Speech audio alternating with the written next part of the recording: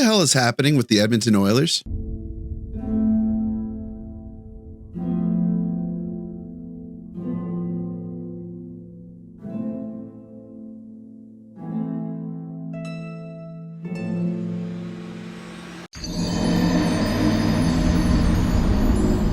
There's something funky going down. There's bad juju in Edmonton, Oiler land. Oh, let's talk about it.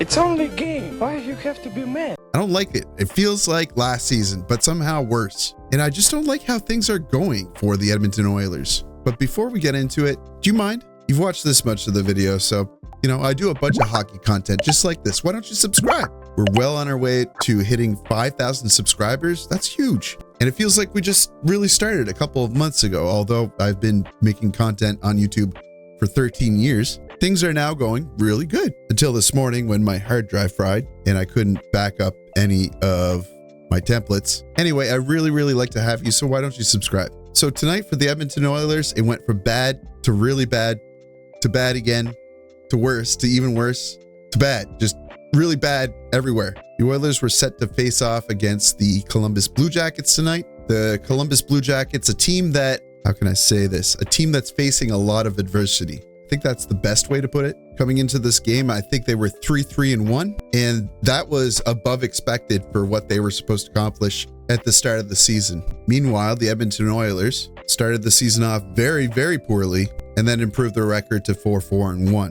So an inch over 500 themselves. I mean, this is the 2023-2024 Stanley Cup finalists. We talk a lot about playoff hangover and what have you, but this happened last year. You think this would be a lesson learned? But even with that context, let's talk about this game. And I'm going to show you how bad of a game it was for the Oilers. The game starts with the Columbus Blue Jackets scoring a goal within the first 3 minutes of play. And Werenski across from Marchenko.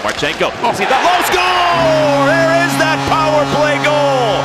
And the Jackets strike first. Sean Monahan gets the goal. I feel like he's already taken a huge leadership role in the Blue Jackets organization, and that's definitely a bright spot for the Blue Jackets. This is a guy that's been plagued throughout his career with injuries. And then last year, I think he played 83 games. Is that right? He played like an extra game because of his trade. But he's been looking really good this season. I think this is his 4th goal. And spoilers, later on in the game, he gets another goal, his 5th.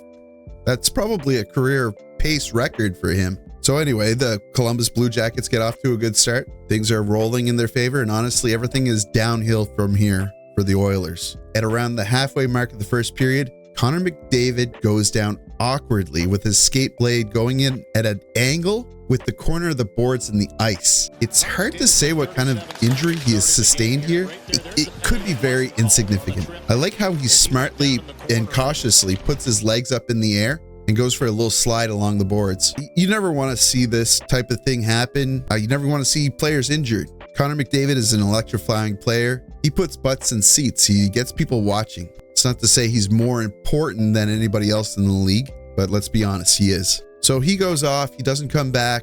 And what time is it now? 11:30. Kris Knoblauch just did a post-game press event. He did talk about McDavid. He said that he's on his way back to Edmonton to be evaluated. He left tonight's game with a lower body injury. So sounds like we'll know more tomorrow. What's tomorrow? Tomorrow's Tuesday? Yeah, we'll probably know more tomorrow. Could be good news, honestly. Personally, I don't suspect that he's going to be out for weeks. It's probably going to be more of a days thing, but we'll see. Sometimes those innocent looking injuries, they can be deeper than what they appear. So from there, not long after McDavid gets injured, Adam Fantilli scores his 3rd of the season. Then just about 3 or 4 minutes later, Cole Sillinger scores his 2nd. This one's unassisted. We are now in the 2nd period, 3-0 for Columbus. Matthew Oliver gets his 4th of the season. Excuse me, Mathieu Olivier. That's going to do it for the 2nd. Not too much happening in the 2nd. Let's move on to the 3rd. I like this one. Fantilli feeds Puthia. It's his 1st goal. Here's Fantilli.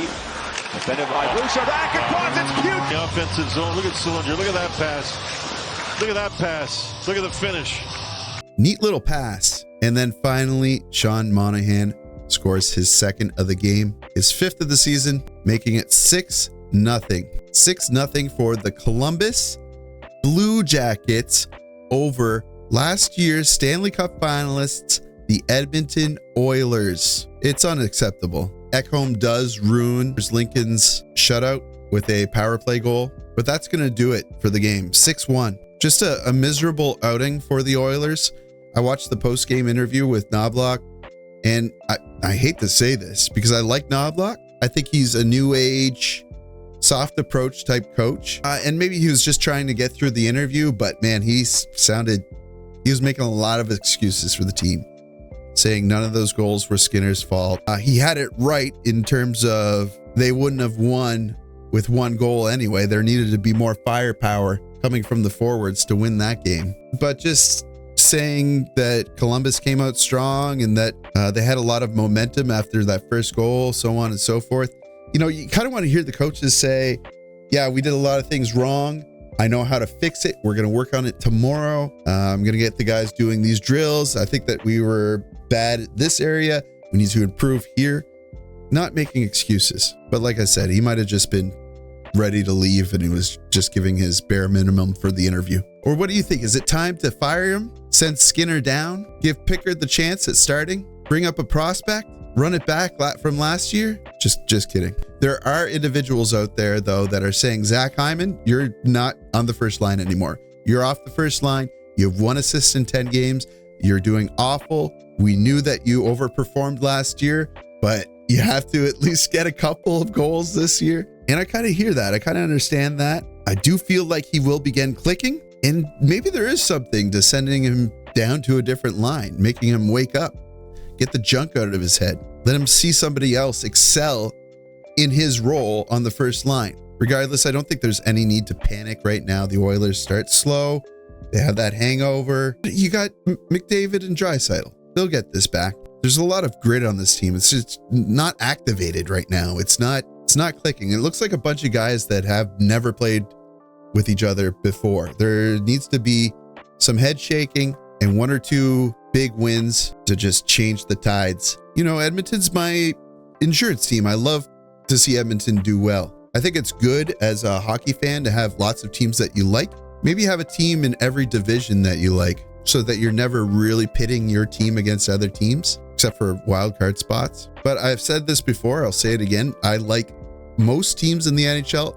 I dislike a few different teams, and it's only really because of a couple of players on those teams that I think have bad sportsmanship. But yeah, I want to see Edmonton get back to the finals. I want to see McDavid lift the cup as part of his legacy. He needs to win one. So what does Edmonton need? They need a couple of key players to step up.